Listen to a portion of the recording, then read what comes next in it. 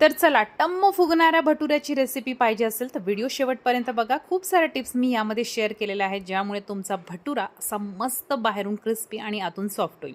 1 cup गव्हाचं पीठ, अर्धा कप मैदा, पाव कप रवा घ्यायचा आहे. त्यामध्ये 1.5 टीस्पून साखर, त्यानंतर थोडंसं चवीनुसार मीठ, अर्धा टीस्पून बेकिंग पावडर, पाव टीस्पून बेकिंग सोडा आणि 1 ते 1.5 टेबलस्पून दही घालून चांगलं मिक्स करायचं आहे.